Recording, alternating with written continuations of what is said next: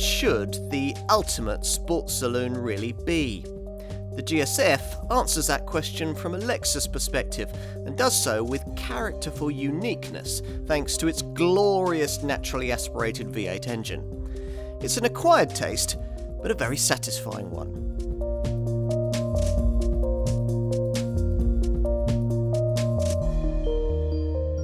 These days, if you're going to create a super saloon, then this is the kind of engine you have to have. Possibly a V6, more likely a V8, with power either way assisted by twin turbos that deliver speed and efficiency, but at the expense of sound and character. Wish it wasn't like that? Yeah, so do we. And so it turns out to Lexus, who've brought us this car, the deliciously different GSF. So let's get straight to what sets this model apart, and it's this. A proper old school 5-litre 32-valve twin overhead camshaft V8 that loudly and proudly talks its talk without the need for turbocharging. It's all rather refreshing, particularly from a brand known primarily for eco-centric hybrids rather than driver-centric high performance. Inevitably though, there is a price to pay for this approach, both in power and at the pumps. The running costs of this model will be closer to those of a lottery-winning supercar, while in terms of power, similarly sized turbocharged rivals like BMW's M5 and Mercedes E63 generate 20 to 30% more, meaning that for performance parity, potential GSF buyers must compare this Lexus to slightly smaller super saloons like BMW's M3 and Mercedes C63 in the class below. The GSF's chief engineer, Yukihiko Yaguchi, is unrepentant when questioned on any of these areas. The whole point of this car, he argues, is that it offers something different to its German turbocharged alternatives, as indeed it has to. Lexus doesn't have the turbo technology or the motorsport heritage of its Teutonic rivals, so there's little point in the brand trying to match that. As Yaguchi-san observes with typical candor, we chose not to get involved in a fight we can't win. For years, in fact, Lexus chose not to get involved in the fight at all, and it's taken more than 2 decades and 4 model generations of GS for the board to finally agree to production of this high-performance version. Even now though, you sense some hesitancy here, with GSF production numbers likely to be tiny and the car itself fundamentally a saloon version of the brand's existing RCF coupe. The F in both cases references the Fuji Speedway, the Japanese circuit that's long been the spiritual home and development center for a Lexus F model line that began with the ISF saloon in 2008, then expanded to also include the LFA supercar in 2009. An F model based on the previous generation version of this GS saloon should have hit the market shortly after, but that period's global recession put paid to it and threatened the whole concept of high-performance Lexus motoring. Yaguchi-san and his colleagues, though, insisted upon the need for such a thing and were finally rewarded with the green light to develop the RCF Coupe, launched in 2014, and subsequently this GSF, which hit the market early in 2016. Can it truly satisfy as an alternative to the usual suspects in the super saloon segment, though? Well, that's what we're about to find out.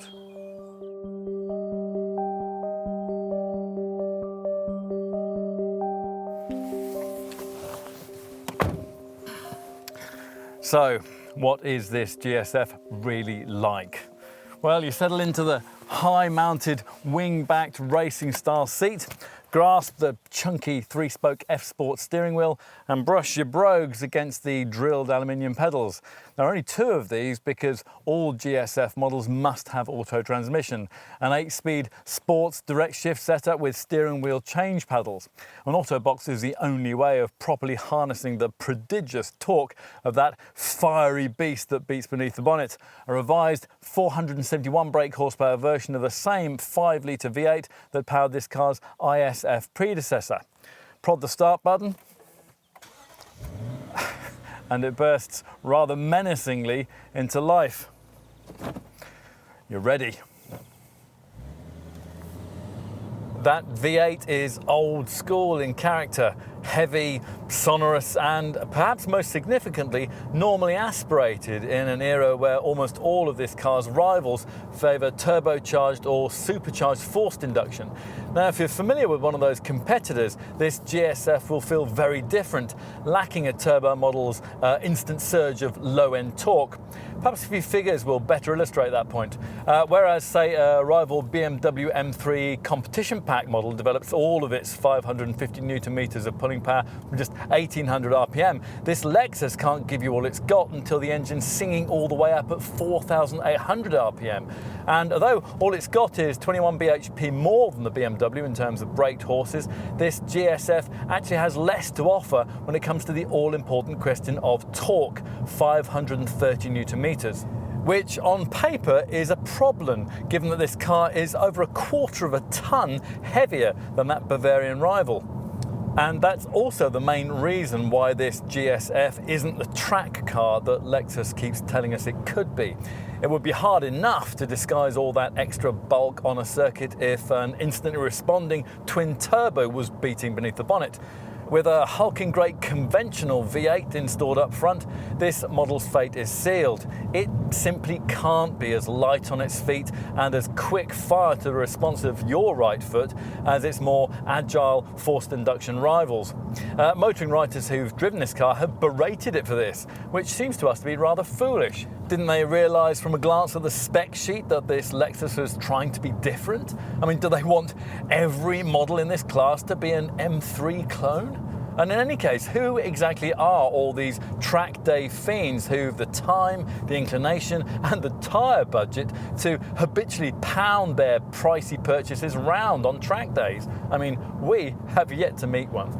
So, time to press the reset button in your head and ready yourself instead to enjoy this car for what it is, not for what you might be told to expect it to be. And what it offers up is a delicious, involving and in many ways spectacular experience.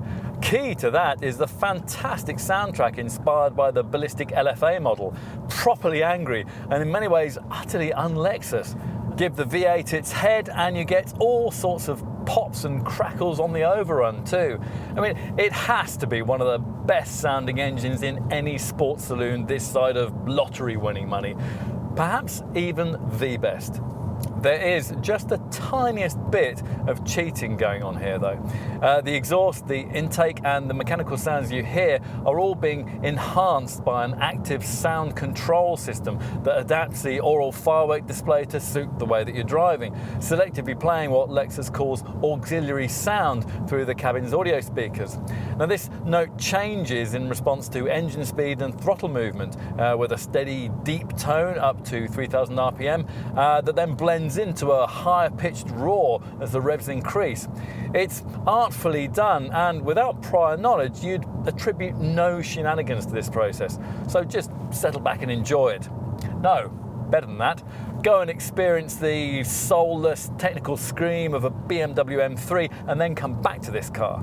You'll be ready then to appreciate it all the more.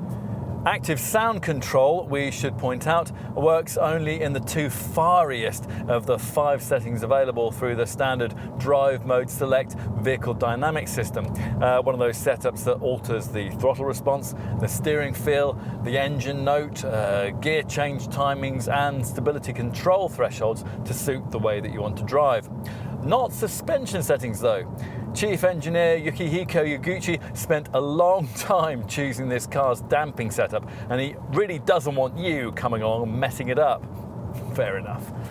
Drive Mode Select defaults to its normal position on startup. There's a snow option to limit wheel spin in bad weather, and for those occasions when you're feeling virtuous, an eco setting is provided that restricts the engine output and the throttle response, replacing the rev counter with a blue eco driving indicator. Don't get your hopes up though in terms of the efficiency gains this mode might generate.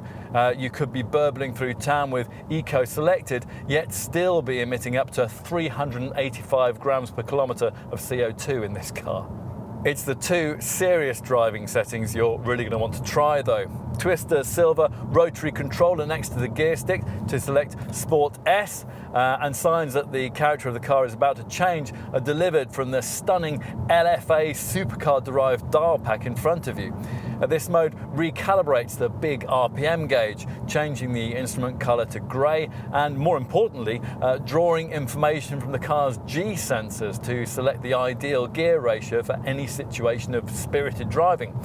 Better still, the transmission will automatically downshift during hard braking for a corner, hold a lower gear through the bend for greater control, and then select a suitable low gear on the exit of the turn to give you greater throttle response.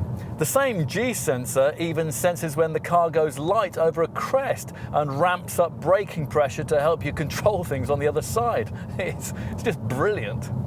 Should you be minded to push this car even harder, then there's the further temptation of an ultimate Sport S Plus mode.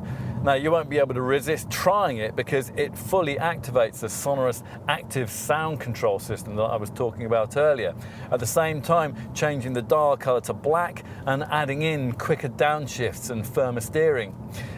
Most significant is the way that Sport Plus more directly brings into play a system Lexus engineers are very proud of, VDIM, or Vehicle Dynamics Integrated Management.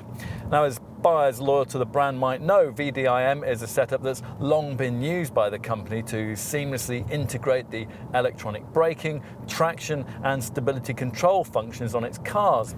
In the GSF though, the driver can tweak it, relaxing the stability and traction mapping for a little more leeway.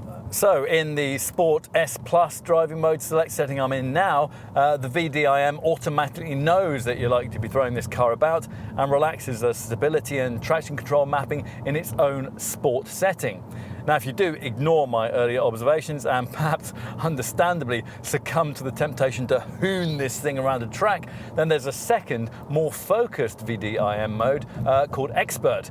This disengages all the electronic assistance. So, for example, you can flick the back of the car out, though it keeps a layer of protection in extremis to prevent the embarrassment of an actual spin, should ambition get the better of your talent.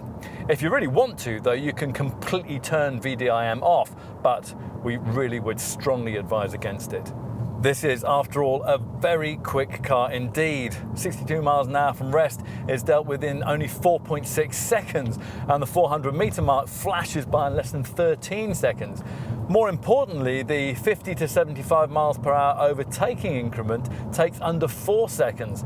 In perspective, we're talking of a sports saloon that, despite its weight and its normally aspirated engine, is only a fraction slower than turbocharged rivals like that BMW M3 and the Mercedes-AMG C63. In other words, it's plenty fast enough to qualify for the performance top table in the super saloon segment, without, in this case, the restriction of that pointless 155 miles per hour speed limiter that most of the German brands still saddle their road racers with.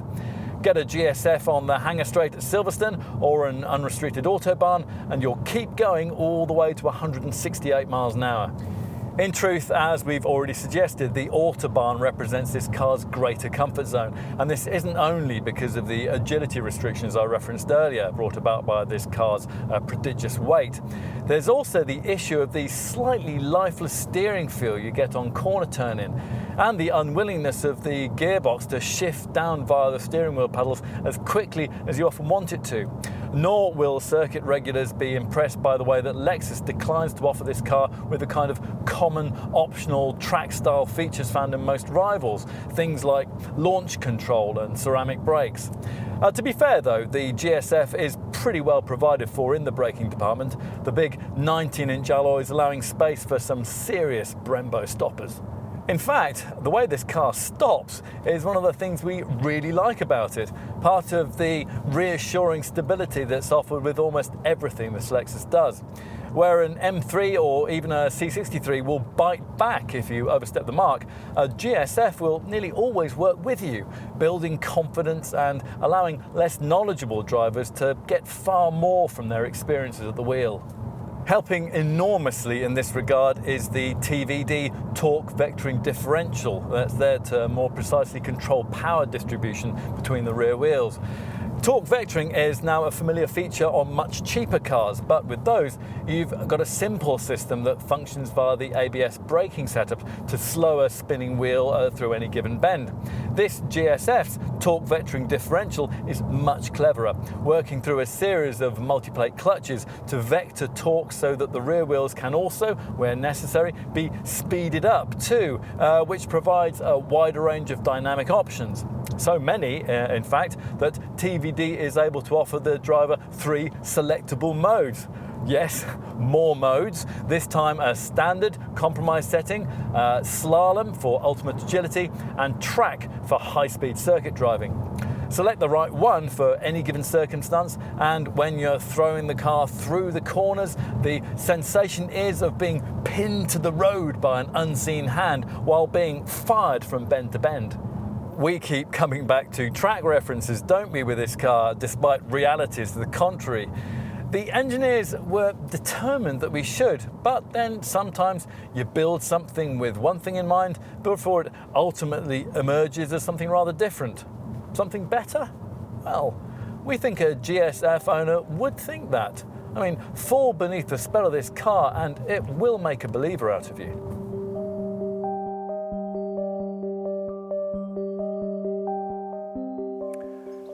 You don't look at this GSF and think street racer in the way that you might with, say, a BMW M3 or a Mercedes C63. This Lexus has a demeanour a little above that sort of thing.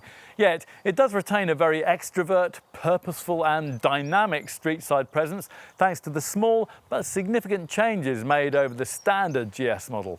With this ultimate variant, you sit closer to the ground, while extended front and rear overhangs also make it longer and wider. Key rivals offer coupe and convertible body style options if you don't want a saloon, but this car comes only in 4-door form. Up front, there's the usual Lexus spindle-shaped arrangement for the upper and lower front grille, distinguished in this case by an F logo mesh pattern. LEDs power both the signature headlights and the tick-shaped daytime running lamps, while further visual impact is provided by these huge corner air inlets there to cool the enormous V8 engine. In fact, this car needs a lot of air management. Take the large outlets behind the front wheels that vent the engine bay and the brake discs, cooling both while also creating strategic low pressure zones that help aerodynamics across this flowing silhouette. These combine with sculpted sills to give the GSF a bit of extra visual muscle. And there's plenty of detail to further emphasize that too. Things like aerodynamically styled door mirrors, bright orange branded brake calipers and lightweight 19-inch forged aluminium wheels that are wider at the rear than at the front. Now, unlike a BMW M3 or indeed the carbon edition version of this model's RCF Coupe stablemate, you don't get a CFRP carbon fibre reinforced plastic roof, but that material is used for this boot lid spoiler. Now, this sits above organically shaped LED rear light clusters featuring black plated mouldings that match the trim garnish on the boot. The last word should perhaps be directed to the final thing that most people will see as this car thunders past them, the stacked rear tailpipes that frame the edge of this menacing lower diffuser. Aesthetically, they are an acquired taste, but at least they are absolutely genuine, unlike the nasty fake plastic things that Lexus used to stick onto the bumper of this car's ISF predecessor.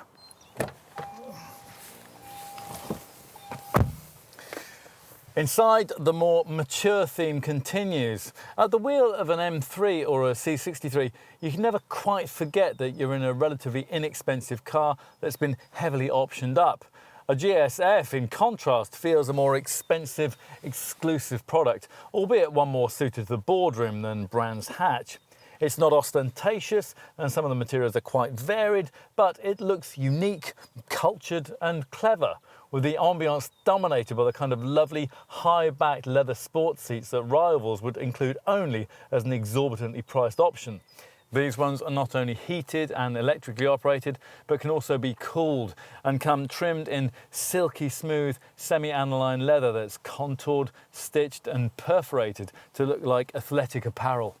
Getting comfortable behind the chunky, electrically adjustable 3-spoke F-branded leather-stitched steering wheel is easy, and through it you view a spectacular instrument panel derived from that used in the brand's LFA supercar.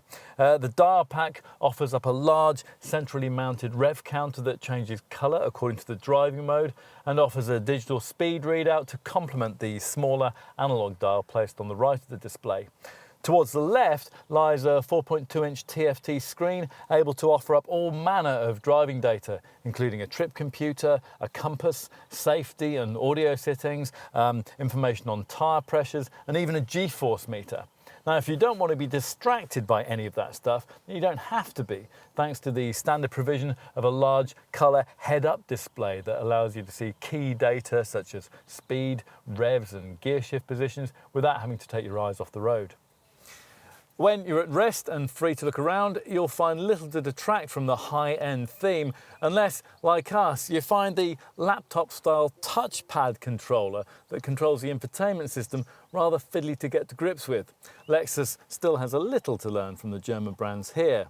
There are compensations though. For a start, the 12.3-inch colour monitor is much larger than the screens that rivals offer, which makes it all the more impressive that it's been integrated into the dash without the iPod stuffed into the fascia feel that you get with similar installations found in BMW and Mercedes models. This display deals with all the usual navigation, radio, Bluetooth phone and climate functions, plus it shows the rear view camera and also the selected settings of the drive mode select system. As for practicality, well, interior storage isn't really a GSF strong point. Both the glove box and the door bins are rather small, and there's nowhere to put your sunglasses. You get these two cup holders ahead of the blue and white stitched auto gear lever, but otherwise most of your paraphernalia will have to be fitted into this covered centre storage compartment, which features twin USB ports, an aux-in point and a 12-volt socket. Its sliding top has the same beautiful Alcantara finish you'll find on the dash top, which is nearly as nice as the carbon fibre and leather stitch trim you'll find adorning the door cards and the lower part of the centre console. Aluminium pedals provide a final finishing touch. Time to move rearwards and find another potential GSF selling point. This is an executive segment BMW 5 Series or Mercedes E-Class size model that most buyers will be considering as an alternative to smaller 3 Series or C-Class performance saloons. Now, if that's your perspective and you come to this car after experiencing the back of an M3 or a C63, then you'll find that the rear of this Lexus feels very spacious indeed. That doesn't necessarily mean it's roomy enough back here to comfortably accommodate 3 adults. This rather high central transmission tunnel will mitigate against that, but for 2 people, it's an extremely comfortable place to be. The rear seats have the same upholstery finish and high-backed shape as those at the front, with the 2 main positions separated by a folding armrest with integrated tray and pull-out cup holders. You also get side window blinds and an electrically extending blind for the rear screen too, which is a very luxurious touch. Finally, let's take a look out back. Now, GSF buyers have to have an electrically operated boot lid, which rises laboriously to reveal a 520 litre space that's 85 litres bigger than a C63 and 40 litres bigger than an M3. The luggage area's shape is rather awkward, but Lexus still claims it's sufficient enough for the transport of 4 golf bags, plus there's a ski hatch if you want to poke longer items through into the cabin. There's a little extra underfloor storage too, although only because Lexus declines to offer any kind of spare wheel, only one of those fiddly tyre repair kits. Nice touches include this fold-down hook, a hidden lidded left-hand storage compartment and a right-hand storage net to deal with smaller items.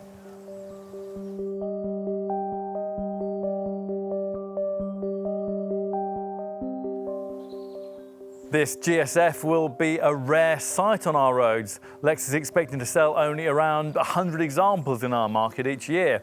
No need then for a wide range of choice when it comes to model and spec.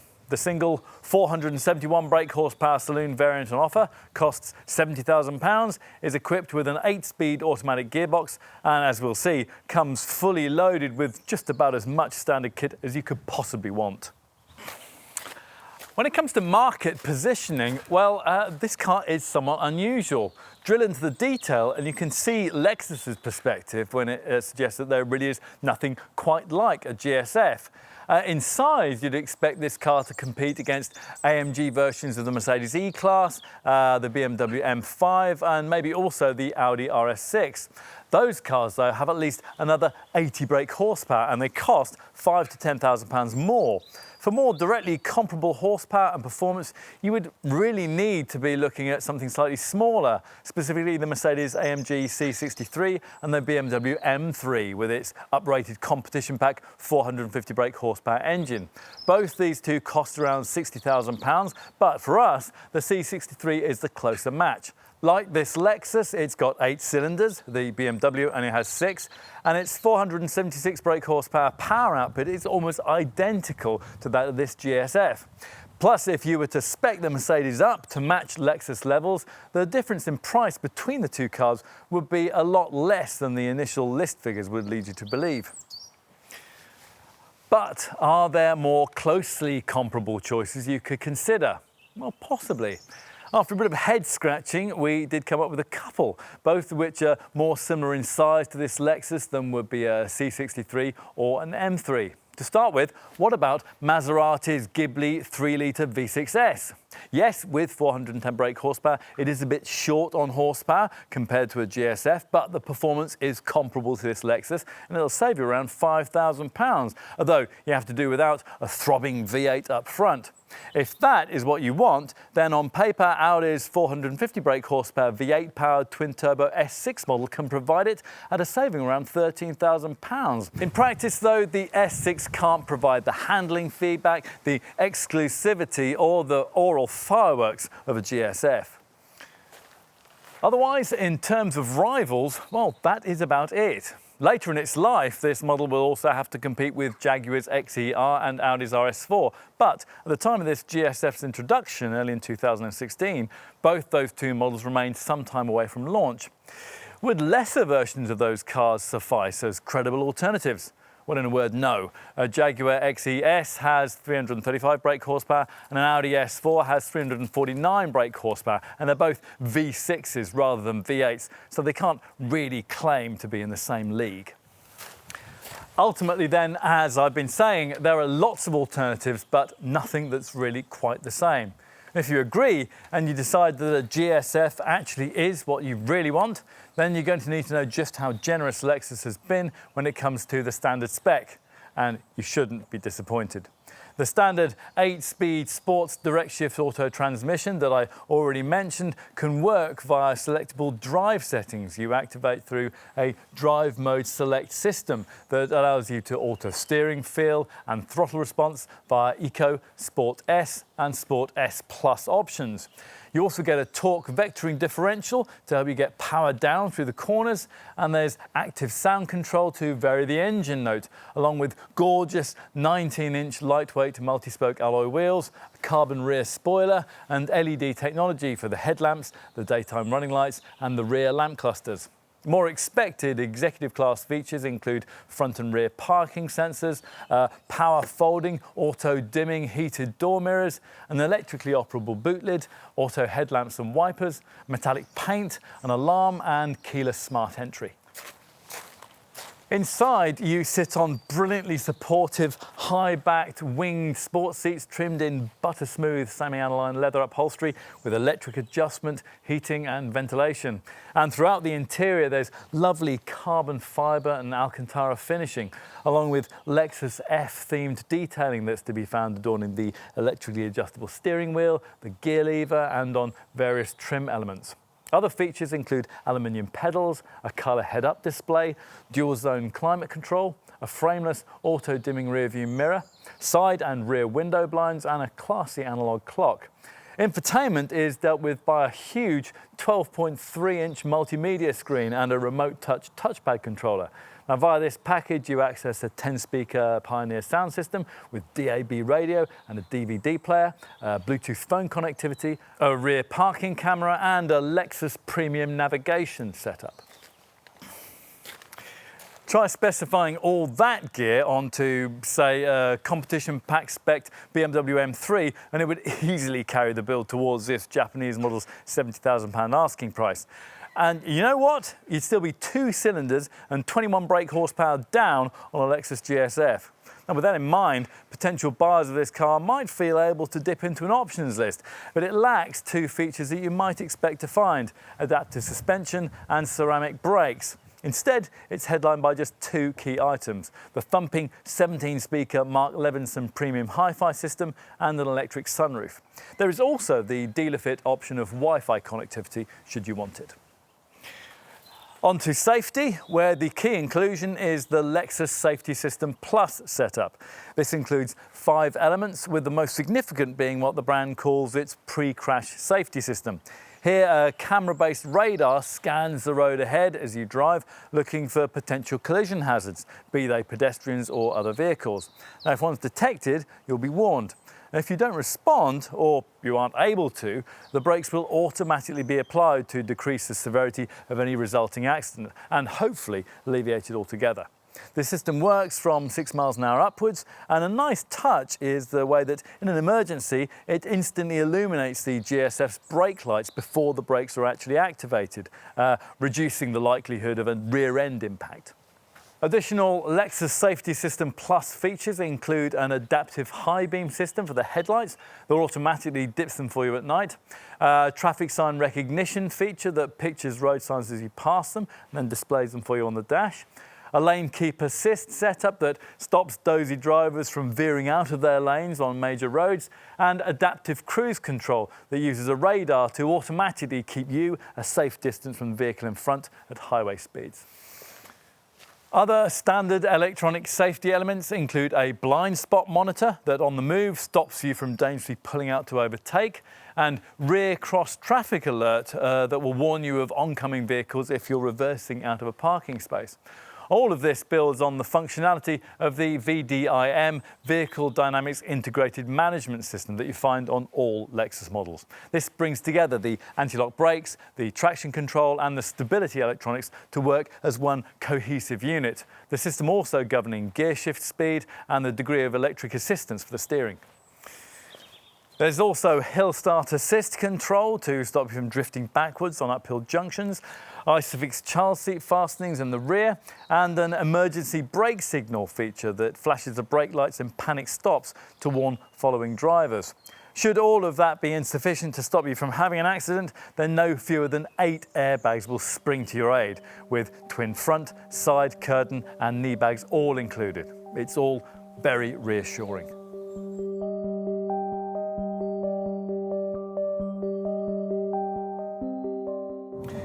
Cost of ownership is one of the biggest debating points when it comes to this car.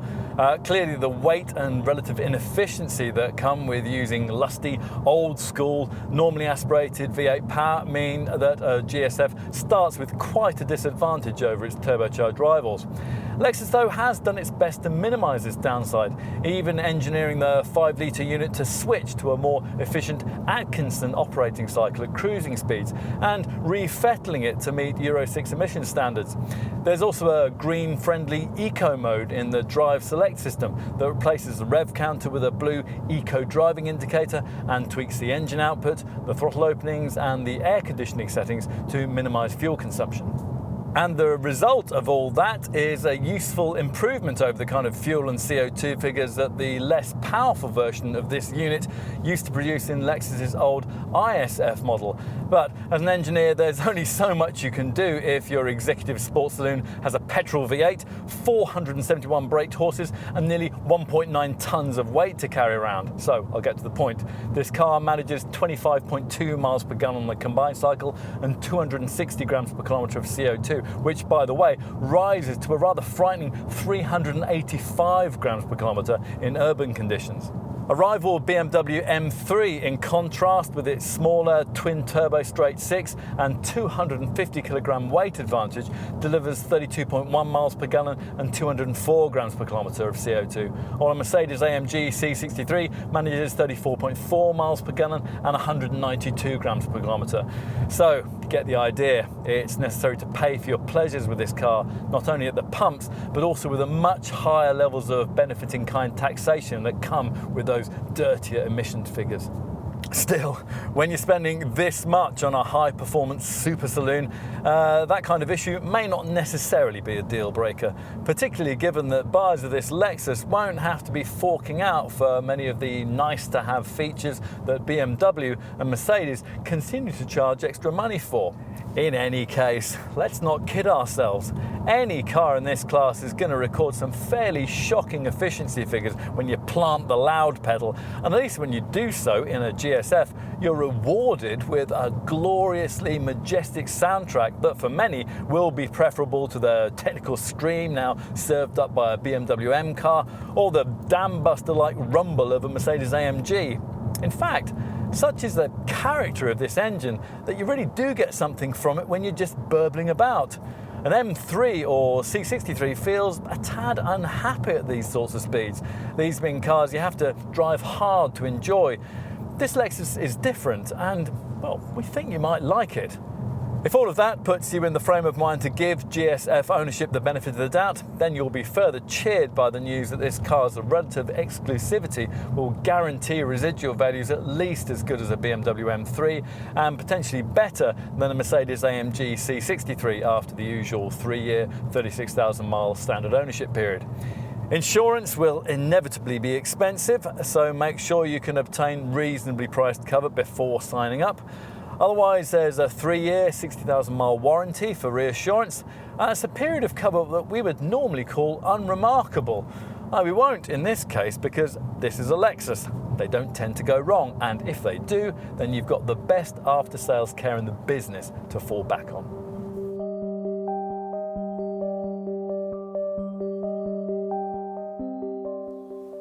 The world may not need another car like this, but the market certainly does. Turbocharged technology dominates the super saloon segment completely, creating contenders more efficient and more powerful than we could have ever imagined, even a decade ago. Is that progress, though? Well, you decide. You don't buy a super saloon in the first place if running costs are much of a priority. And on today's congested roads, it's perfectly arguable that a sense of speed is more important than speed itself. Our point is that in making cars like these greener and quicker, the motor industry has, well, forgotten why some people really want them. But Lexus hasn't. The GSF is old school in prioritising sound and character, and all the better for it.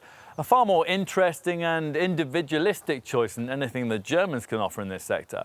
Unlike a rival M3 or C63, it will never be a track day tearaway. I mean, it's too heavy and perhaps even too luxurious in its approach for that. There are other compensations though. As we've suggested, this spectacular V8 engine soundtrack is one, while another is the way that the clever electronics will allow a wider range of drivers to get the most from what's on offer. In many rivals, you can only realise the car's full potential if you're an owner with expert skills. In contrast, a GSF allows even less experienced folk to feel confident in exploring its potential. Yet it is still a blast. Refreshingly, the clever technology hasn't sanitised the driving experience, but enhanced it. And who'd have thought it would have been demure Lexus, of all brands, who would bring us what is one of the most politically incorrect super saloons on general release? A loud, extreme statement of a car. In comparison, it can make competitors like Mercedes C63 look dull and compromised. In summary then, if you are in the market for something of this kind, then we would urge you to look beyond the press reports and make up your own mind about this GSF. Let's be clear though, if somebody took us to the Nürburgring and made us choose between these two cars, then we'd pick the Mercedes without a second thought. But if we had to drive the model in question every day for a year, then there's no way we'd go with the German car. And that's something that we never thought we'd be saying before we tried this Lexus. It's old school in feel, but new wave in execution. And there has to be room in the market for that combination.